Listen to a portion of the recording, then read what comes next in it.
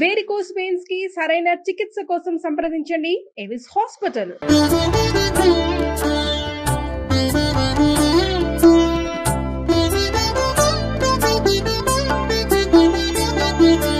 నమస్కారం. మాఘ పురాణం 13వ అధ్యాయంలోకి వచ్చాం.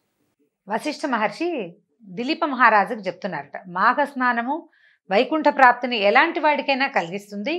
మాఘ స్నానం చేయటం వల్ల వైకుంఠ ప్రాప్తి కలుగుతుంది. ఎలాంటి వాడైనా వాడు వీడు వాడు అంటే ఈ తప్పు చేసిన వాడు ఇలాంటి తప్పు చేసిన వాళ్ళకి వస్తుందా అలాంటి ప్రశ్నలు వేయకూడదు. మాఘ స్నానం ఎలాంటి వాడికైనా దీన్ని కలిగిస్తుందని చెప్తూ ఏం చెప్పారంటే ఒక విశేషమైన కథని చెప్తున్నారు. పూర్వంట గోదావరి తీరంలో సుశీలుడని ఒక కర్మిష్ఠైన వేద పండితుడు ఉండేవాడు. అతను ఏం చేశాడు, ఒకరోజు ప్రయాణం చేస్తూ దారి తప్పి ఒక భయంకరమైన అరణ్యంలోకి వెళ్ళిపోయాడు. తూర్పు పడమరలు తెలియల, చెట్లు గవి పెద్దవిగా ఉంటే తూర్పు సూర్యుడు ఏవైపు ఉదయిస్తున్నాడు ఏవైపు అస్తమిస్తున్నాడు ఎటెళ్ళాలి కొంత అవగాహన వస్తుంది. ఏ అవగాహన లేకపోయింది. అతను ఇంకా దట్టమైన అడవిలోకి ప్రవేశించేశాడు. లోపల పెద్ద పెద్ద చెట్లు అడవి లోపల, దాని తోడు పులి మొదలైన భయంకరమైన జంతువులు ఆ నుండి గాండ్రింపు గర్జింపు అలా వినపడుతున్నాయన్నమాట. చాలా భయం కొల్పేలాగా ఉందట. అయితే ఆ సమయంలో ఈయన ఏం చేశాడు, కొంచెం మిట్ట మధ్యాహ్నం అయింది, ఎండమాడుతోంది తెలుస్తోంది. మెల్లిగా ఇంకో 2-3 గంటలు గడిచేసరికి చీకటి పడిపోతుంది. ఎలాగైనా అరణ్యాన్ని దాటి ఏదో ఒక పక్కకి ఓ పల్లె ఉన్న వైపుకి వెళ్ళిపోతే తర్వాత ఇల్లు చేరే మార్గం చూసుకోవచ్చని అటు ఇటు తిరుగాడుతున్నాడట. అతను ఆ తిరుగుతుంటే అక్కడ ఒక భయంకరమైన రాక్షసుణ్ణి చూసేట. అతను ఎట్లా ఉన్నాడు, వాడి పాదాలు చెండ్ర చెట్టులాగా ఉన్నాయట. చెండ్ర చెట్టు మొదలులాగా ఉంది పాదాలు. అక్కడి నుంచి పాదాలు మాత్రం చెట్టుగా ఉండి పై శరీరము భయంకరమైన రాక్షసాకారాన్ని కలిగి ఉంటుంది. పై శరీరం రాక్షసాకారం, పాదాలు మాత్రం చెట్ల మొదల్లాగా కనిపిస్తోంది. ఈ చెట్టు కొమ్మలు అవి ఇవి అటు ఇటు కదులుతూ, ముళ్ళు ఉన్న చెట్లు కూడా కదులుతూ ఈ రాక్షసుడి తాలూకు శరీరానికి గుచ్చుకుని రక్తం కారుతోందట. అతనికి కదిలే అవకాశం లేదు. ఎందుకంటే కాళ్ళు చెట్టు మొదల్లాగా ఉండి భూమికి పాతుకుపోయి ఉన్నాయి. పై శరీరం రాక్షసాకారమే, అరుస్తున్నాడు తప్ప అతనికి కదిలే అవకాశం లేదు. ఆ చెట్లు అవి ఇవి కదిలినప్పుడల్లా అతనికి ముళ్ళు కొమ్మలు గుచ్చుకుని తప్పించుకునే అవకాశం లేక మొహం మీద చేతుల మీద అక్కడను బాగా గాయాలయ్యి రక్తం స్రవిస్తోందట. అయితే అది చూసేసరికల్లా పైగా వాడు ఏడుస్తున్నాడు కూడా రాక్షసుడు. మరి నొప్పి మంట పుడుతుంది, అది అణుచుకుని ఇంకో పక్కకి వెళ్ళే అవకాశం లేదు. పెద్ద పెద్దగా అరుస్తున్నాడు, ఏడుస్తున్నాడట. చూసేసరికల్లా సుశీలుడికి భయం వేసింది, చాలా భయం కొల్పింది. ధైర్యం కోసం ఏం చేశాడట, మరి ఏదో ఒకటి ఎవరు మాట్లాడేవాళ్ళు లేకపోతే ఎవరితోనో మాట్లాడితే ధైర్యం వస్తుంది. ఇక్కడ మాట్లాడేవాళ్ళు ఎవరు లేరు. పైకి ఉచ్చైశ్రవంతో ఏం చేస్తున్నాడట, వేదమంత్రాలను చదవటం ప్రారంభించాడు. వేదంలో ఏవో 2 పనసలు అప్పచెప్పాడు పైకి పెద్దగా స్వరంతో. అక్కడి నుంచి విష్ణు సహస్రనామాలు లాంటివి హరినామ సంకీర్తన పెద్దగా చదవటం మొదలుపెట్టాడు. చాలాసేపటి తర్వాత సహస్రనామాలు అవి ఇవి చదివాక కొద్దిగా స్థిమితపడి ఏం అడిగాడంటే, రాక్షసుని అడిగాడు పోయి, ఎవరోయ్య నువ్వు, ఇలాంటి పరిస్థితి ఎందుకుంది, పైన చూస్తే రాక్షసాకారం కింద చూస్తే చెట్టు మొదలలే ఉన్నావు, ఎందుకు ఇలా ఉన్నావు అని అడిగాడు. అడిగేసరికల్ రాక్షసుడు చెప్పాడు, మహాత్మా నేను పూర్వజన్మంలో ఒక్క పుణ్యకార్యం కూడా చేయలేదు. నేను చేసినవన్నీ పాపకర్మలే. గోకర్ణ తీరంలో మధువ్రతం అనే గ్రామానికి గ్రామాధికారిగా ఉండేవాడిని. అందరితోటూ అన్ని విషయాలను మాట్లాడేవాడిని. కానీ ఎవ్వరికీ ఏ పని ఎప్పుడూ చేసిన వాడిని కాను. ఎంతో ధనం కూడబెట్టాను, కానీ ఎవరికి ఏనాడు ఎవరికేమీ ఇవ్వలేదు. స్నానదాన పూజాధికాలు వేటిని నేను ఆచరించలేదు. దైవ పూజ అంటే ఏమిటో తెలియదు నాకు. ఈ రకంగా ప్రతి వాళ్ళని ఇబ్బంది పెడుతూ ఏ పూజా పునస్కారము సత్కర్మలు చేయక చివరికి నేను మరణించాను. నరకంలో చాలా కాలం ఉన్నాను. తర్వాత కుక్క గాడిద మొదలైనటువంటి నీచ జంతువుల జన్మల్ని పొందాను. ప్రస్తుతం నా పాదాలు చెండ్ర చెట్టుగా, దాని ముళ్ళ కొమ్మలు చెండ్ర చెట్టు మారిపోయింది, దాని ముళ్ళ కొమ్మలు బాధింపగా ఎటూ కదలలేని ఈ జన్మలోకి వచ్చాను నేను. అంటే ముందు జన్మలేమో కుక్క గాడిద మొదలైన సాధారణ జంతువు జన్మలు వచ్చి, ఈసారి ఎట్లా వచ్చిందంటే వాడి మొదలు మాత్రం అంటే పాదాలు మాత్రము చెండ్ర చెట్టు, పై శరీర భాగం ఉంది. చెండ్ర చెట్టు కదిలితేనే దానికి సన్నటి ముళ్ళు ఉంటాయి, అవి గుచ్చుకుని బాగా బాధపడుతున్నాడు. ఏమీ కదలలేను, మరణం వచ్చేదాకా నేను ఇలా ఉండాల్సిందే అని చెప్పి, నీలాంటి పుణ్యాత్ముడిని చూడడం వల్ల ఈ మాత్రం నాకు పూర్వస్మృతి కలిగింది నాయన. నువ్వు పుణ్యాత్ముడివే కాక నువ్వు చదివినటువంటి వేద పనస వల్ల, విష్ణునామ సంకీర్తన వల్ల నా పూర్వజన్మ ఏదో ఏ చెడ్డ పని వల్ల ఏ సత్కార్యము చేయకపోవటం వల్ల నేను ఇలా అయ్యాను, నాకు స్మృతి కలిగి తెలిసింది అని చెప్పాడు. అని చెప్పి ఏమన్నాడు, ఎట్లా అయినా నువ్వు నన్ను రక్షించాలి నాయన, ఎంతోమంది ఈ అడవిలో తిరుగుతారు, ఎవరిని చూసినా నాకు అరుపులు కేకలు వచ్చేవి కానీ ఇలా ఊహ రాలేదు. నిన్ను చూశాక నాకు ఆ ఊహ అంటే నాకు ఆ విషయం అర్థమైంది. కాబట్టి దయచేసి నన్ను ఇందులో ఇచ్చి రక్షించు నాయనా అని పరి విధాల బతిమలాడాట. సుశీలుడు కూడా వాడి స్థితికి చాలా విచారించాడు. అయ్యో పాపం అని వాడిని ఉద్ధరించాలని భావించి, పోయి ఇక్కడ సమీపంలో నీళ్లున్నాయా అని అడిగాడు. ఎక్కడైనా నీళ్లు చెరువు ఏమైనా ఉందా అంటే ఏమన్నాడు, 12 యోజనాల దూరంలో ఇక్కడి నుంచి 12 యోజనాలు వెళ్తే అక్కడ చెరువు ఉందని చెప్పాడట. చెప్పేసరికల్లా ఇతను ఏం చేశాడు, నీకు సంతానం ఉందా అని సుశీలుడు కనుక్కున్నాడు. పిల్ల జల్లా ఉన్నారా అంటే ఇది సరిపోయేటప్పటికి నీకు పిల్లలు ఉన్నారా అని అడిగాడనమాట. అప్పుడు రాక్షసుడు ఏం చెప్పాడంటే, నాకు ఆ జన్మలో 4 పుత్రులు, వాళ్ళు నాలాంటి వాళ్ళే, వాళ్ళ సంతానం కూడా అలాంటిదే. ప్రస్తుతం నా వంశం వాడు భాష్కలుడు అనేవాడు గ్రామాధికారిగా ఉన్నాడు అని చెప్పాడు. అందరంతే, నా కొడుకులు వాళ్ళు నాలాంటి వాళ్ళే, వాళ్ళ పిల్లలు నాలాంటి వాళ్ళే, కానీ నా వంశానికి చెందిన భాష్కలుడు అనేవాడు అక్కడ అధికారిగా ఉన్నాడు. అయితే సుశీలుడు ఏమన్నాడంటే, పోయి నువ్వు ధైర్యంగా ఉండు నాయనా, నేను నీ వంశం వాడితోటి మాట్లాడి నీకొచ్చిన ఆపదని పోగొడతానని చెప్పాడట. సరే, రాక్షసుడి పూర్వజన్మలోని వంశంలో ఉన్న వాళ్ళని వెతుకుతూ, అంటే ఆ భాష్కలుడు అనే వాడిని వెతుకుతూ సుశీలుడు ఆ గ్రామం వైపు వెళ్ళిపోయాడట. అప్పుడు ఆ భాష్కలుని ఎక్కడున్నాడో కనుక్కున్నటువంటి సుశీలుడు ఇతని తాలూకు పూర్వజన్మ వృత్తాంతం అంతా చెప్పాడట.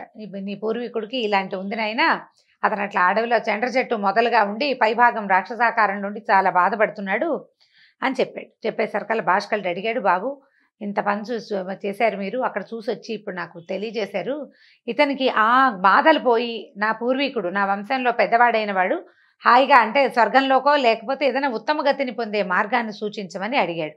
అడిగేసరికల్లా అయితే ఈయన ఏం చెప్పాడంటే, నువ్వు మాఘమాసంలో నదీ స్నానం చేయమని చెప్పాడట సుశీలుడు. శివుని కానీ కేశవుని కానీ నీ ఇష్టదైవాన్ని కానీ పూజించు, పురాణము చదువు లేదా విను, బ్రాహ్మణులకు యథాశక్తిగా భోజనం పెట్టి వస్త్ర సువర్ణాది దానములు చెయ్యి. దీనివల్ల నీ పాపాలు పోయి నీకు పుణ్యం కలగటమే కాకుండా పూర్వులైన నీ పితృదేవతలకి కూడా పాపక్షయము పొంది పుణ్యలోకముల్ని అందుదురు. అంటే పాపక్షయం కలుగుతుంది, పుణ్యలోకం అందుతుంది అన్నమాట. కాబట్టి నువ్వు ఈ స్నానాలు 7 విధాలు నాయన, స్నాన విధి నేను చెప్తాను, ఈ విధుల్లో ఏదైనా పాటించచ్చు అని చెప్తూ ఏం చెప్పాడు, మాఘ స్నానం చేయి, నువ్వు కనుక స్నానం చేస్తే నీకే కాదు నీ పితృదేవతలు కూడా, నీ ముందు తరంలో ఉన్న పెద్దవాళ్ళకు కూడా ఆ పుణ్యం దొరుకుతుంది, అంతే లభిస్తుందని చెప్పాడు. చెప్పి ఏం చెప్పాడంటే, మంత్రాలు చదువుతూ చేసే స్నానం మంత్రస్నానం, మట్టిని రాసుకొని చేసే స్నానం మృత్తికా స్నానం, భౌమ స్నానం అని కూడా అంటారట దాన్ని. తర్వాత 3వది ఏం చెప్తున్నారు, భస్మమును శరీరానికి రాసుకుని చేసే స్నానాన్ని ఆగ్నేయ స్నానము అంటారు. తర్వాత గోవులు నడిచినప్పుడు పైకి ఎగిరిన దుమ్ము మీద పడినట్లుగా చేసుకుంటే దాన్ని వాయవ్య స్నానం అంటారట. గోధూళి గనక మన మీద పడితే దాన్ని స్నానంగా భావిస్తే అది వాయవ్య స్నానం అంటారట. తర్వాత నదులు చెరువులు మున్నగు వాటిలో చేసే స్నానాన్ని వారుణ స్నానము.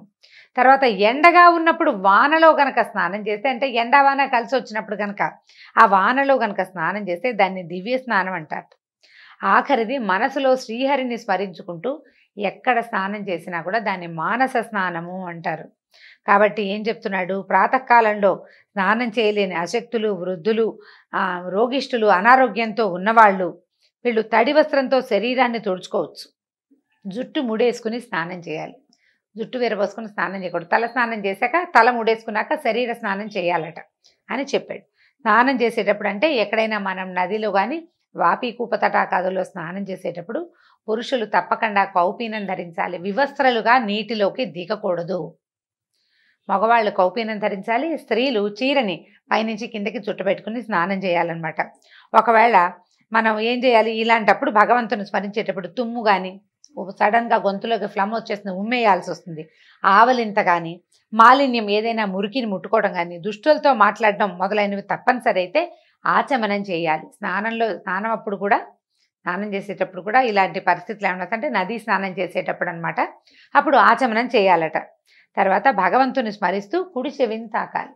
మనం స్తోత్రాలు అవి చదువుకుంటాం చూడండి, దేవుడి దగ్గర కూర్చుంటామా, విష్ణు సహస్రనామం 11 సార్లు, ఆదిత్య హృదయం 11 సార్లు అలా పెట్టుకుని చదువుతుంటారు చాలామంది. అయితే చదువుతాం. అదే కాకుండా గ్రూప్లో కూర్చొని లలితా సహస్రాలు అవి పారాయణ చేసుకుంటాం, అందరం చేసేదే కదా. పారాయణలో కాసేపు అయ్యేసరికల్లా ఆవలింత వస్తాయి సహజంగా. అదేం పెద్ద విశేషము వింత విడ్డూరము రాకూడదు కాదండి, సహజమైనది కదా. ఆవలింత వచ్చినప్పుడు కుడి చెవిని తాకాలి. తాకితే కుడి చెవి యందు దేవతలు ఉంటారట. వారిని ముట్టుకుంటే కనుక, ఆ చెవిని ముట్టుకుంటే ఆ చిన్న మన పాపం పోతుందట. అయితే ఏం చెప్తున్నారు, కుడి చెవిని తాకాలి. అరుణోదయ కాలంలో స్నానం చేయటం ఉత్తమమైన స్నానం. సాధారణంగాను మాఘంలో మరీ మంచిది.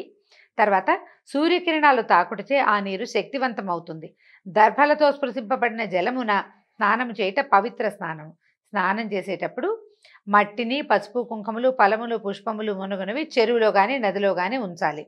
తర్వాత శ్రీహరిని లేదా ఇష్టదైవాన్ని స్మరిస్తూ ముందుగా ఏం చేయాలో చెప్తున్నారు. స్నాన విధి అన్నమాట. ముందుగా కుడిపాదాన్ని నీళ్ళల్లో ఉంచాలి. నీటిలో ఉంచాలి అంటే కుడికాలు ముందు పెట్టమంటాను చూడండి. మామూలుగా కూడా గృహప్రవేశాలకి ఏదైనా మంచి రోజు ఎక్కడికైనా మంచి ప్లేస్లోకి వెళ్తున్నప్పుడు కుడికాలు ముందు పెట్టడం. అలాగే నీటిలో కూడా కుడికాలుని ముందు పెట్టాలట. నడుము లోతు అంటే వీళ్ళు మొలలోతు, నడుము లోతు అని చెప్తారు. కరెక్ట్గా నాభి మునగాలి నీటిలో. నాభికి నీరు తగలాలి అన్నమాట. ఆ లోతును నిలబడి సంకల్పాదులను చెప్పుకోవటము, జపతర్పణాదులను చేయాలి. స్నానమైన తర్వాత 3 సార్లు తీర్థాన్ని స్వీకరించి ఒడ్డుకు చేరి 3 దోసెళ్ల నీటిని తీరమున ఉంచి నదిని లేదా చెరువుని ప్రార్థించాలి. నువ్వు నీళ్ళు అంటే వంగి నీళ్ళు తీసి బయట ఉంచాలన్నమాట, బయట పోయాలి. అప్పుడు నదిని ప్రార్థించాలట. 3 సార్లు ప్రదక్షిణ చేయాలి. నదీ స్నానం చేసిన తర్వాత ఏం చేయాలి, తడి వస్త్రం తాలూకు 4 అంచుల్ని చేర్చి నీటిని పిండుతూ తాత తండ్రులని స్మరించాలి, పితృదేవతలని. మన నాన్నగారు ఉంటే తాత ముత్తాత వాళ్ళని అట్లా తలుచుకోవాలన్నమాట. ఇలా చేయటం వల్ల పితృదేవతలకు ప్రీతి కలిగించును. ఈ నదీ స్నానం చేసి ఆ బట్టలకి నీరులో తడిసిపోతాయి కదా బట్టలు, ఆ నీటిని పిండితే అది కూడా ఒక చుక్క జలతర్పణంగా పితృదేవతలకి అందుతుందట. ఎంత బాగున్నాయోనండి మన పద్ధతులు. మన తాత తండ్రుల్ని తలుచుకోవటం, తాతల్ని తండ్రుల్ని తలుచుకుంటే మనం బుద్ధిగా ఉంటామండి. మనకు బుద్ధి రావడానికి అది కూడా ఒక మార్గం. అయితే పర్వదినాల్లో చేసిన స్నానం మరింత పుణ్యాన్ని ఇస్తుంది. స్నానం చేసేటప్పుడు ఆపోహిష్టాది మంత్రాలని చదువుతూ చేసుకోవచ్చు. మంత్రం రాని వాళ్ళు ఇష్టదైవాన్ని స్మరిస్తూ నీటిలో మరల మునగాలన్నమాట. సూర్యుని, గంగను, దేవతలను తలుచుకొని నమస్కరిస్తూ ప్రదక్షిణం చేయాలి. గంగా యమునాది నదుల్ని తలుచుకుని నీటిని వేళ్లతో గీయవలని ఇలా అనాలట. గంగా యమునని తలుచుకుంటూ నీటిని వేళ్లతో గీయాలట. గీసిన తర్వాత ఏం చేయమని చెప్తున్నారో చూడండి. స్నానమును దిగంబరుడే చేయరాదు. ఇందాక చెప్పాం కదా, మళ్ళీ శరీర పైభాగం మగవాళ్ళు వస్త్రంతో కప్పుకోకూడదు, పైన బట్టలు ఉండకూడదు, నడువుకి వస్త్రం ఉండాలన్నమాట. స్త్రీలకి ఏకవస్త్రంతో స్నానం చేయొచ్చు. అక్కడి నుంచి ఏం చెప్తున్నారు అని ఈ రకంగా అంటే మామూలు రకాలు కాకపోతే అంటే మాఘమాసంలో అయితే రథసప్తమి, ఏకాదశి, శివరాత్రి మున్నగు పర్వదినాలయందు ఆయా దేవతలు రథసప్తమి నాడు సూర్యుడిని, ఏకాదశి నాడు విష్ణువుని, శివరాత్రి నాడు పరమేశ్వరుని తలుచుకుంటూ నమస్కరించుకోవాలి అని సుశీలుడు భాష్కలునకు అంటే ఆ బ్రహ్మరాక్షసుడు తాలూకు బంధువు అనమాట, ముని మనవడో ఎవరో, అతనికి ఈ వివరంగా ఇట్లా చెప్పాడనమాట. స్నాన విధిని వివరించి తర్వాత ఆయన అడిగిన ఎన్నో రకాల దైవిక ధార్మిక విషయాలన్నింటినీ ఆయనకు బోధించాడు. తర్వాత మాఘ స్నానము పూజాదికం. అప్పుడు అతను ఏం చేశాడు, ఈ భాష్కలుడు ఈ సుశీలుడు చెప్పినట్టుగానే మాఘ స్నానం చేశాడు, పూజాదికం నిర్వహించాడు. మాఘ స్నానాన్ని స్నానాంతమున ఏం చేశాడు, ఈ స్నానం తాలూకు చివర ఎవరైనా చేయవలసిందండి, పెద్దవాళ్ళని తలుచుకోమన్నారు చూడండి. అందుకని ఈయన ఏం చేశాడంటే రాక్షస రూపంలో ఉన్నటువంటి తన పూర్వీకుణ్ణి తలుచుకున్నాడట. తలుచుకుని ఆయన కోసం తర్పణాన్ని విడిచాడు. తర్వాత ఇట్లా మాఘమాసం అంతా చేశాడట. ఈ 1 రోజులు రాక్షస రూపం ఉన్న వాని పూర్వునికి రాక్షసత్వం పోయి వాడికి పుణ్యలోకాలు కలిగినాయి. ఇది చూడండి, స్వయంగా మనం స్నానం చేస్తే మనకి లభించే ఫలితం, సాధారణంగా లభించే ఫలితం ఆరోగ్యం, జీవితానికి ఒక నియమం. తప్పులు చేయకూడదు, పాపాలు చేయకూడదు, పాపం ఇప్పుడు నేను కడిగేసుకున్నాను జాగ్రత్తగా ఉండాలనే భావనతో పాటు మన పూర్వీకులు, మన ముందున్న తరాల వాళ్ళకి కూడా మన తాలూకు ఈ స్నాన ఫలితం లభిస్తుందని చెప్పబడుతోంది కథల్లో. దీంతో 13వ అధ్యాయం పూర్తయిందండి. రేపు 14వ అధ్యాయంలో మళ్ళీ కలుసుకుందాం. నమస్కారం.